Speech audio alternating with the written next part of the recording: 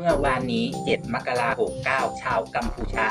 ได้รวมตัวกันปิดถนนหมายเลข 3 เพื่อประท้วงนายจ้างชาวจีนที่แรงงานชาวเขมรอ้างว่าได้ใช้คำพูดวาจาหมิ่นศักดิ์ศรีจนทำให้แรงงานชาวเขมรทั้งหญิงและชายนั้นได้รวมตัวกันและปิดการจราจรในทันทีและยังมีอาการท่าทีไม่พอใจเหตุเกิดจากเจ้านายคนจีนนั้นใช้คำพูดเหยียดหยันหมิ่นศักดิ์ศรีด้วยคำว่าคนเขมรโง่สิ้นดีเพราะคำนี้คือการหมิ่นศักดิ์ศรีของคนกัมพูชาจะไปโกรธเขาทำไมกันล่ะคะก็ในเมื่อสิ่งที่นายจ้างพูดมามันเป็นความจริงทุกประการน่ะค่ะแค่พวกคุณไม่ยอมรับกันเท่านั้นเองค่ะมิน่าล่ะมาอยู่ไทยก็หาว่าไทยทั้งดูถูกทั้งย่ำยีเพราะสอนกันมาแบบนี้นี่เองค่ะจำไว้นะคะว่าคนเก่งเขาจะไม่โกรธเมื่อมีใครว่าเขาโง่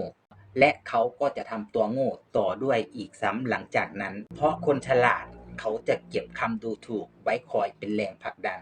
ซึ่งมันแตกต่างกันกับคนที่โง่โดยสันดานส่วนคนที่โง่มักจะโชว์ว่าตัวเองฉลาดพอผิดพลาดโชว์โง่เองยังโมโหส่วนคนฉลาดเขาจะนิ่งเมื่อมีใครว่าเขาโง่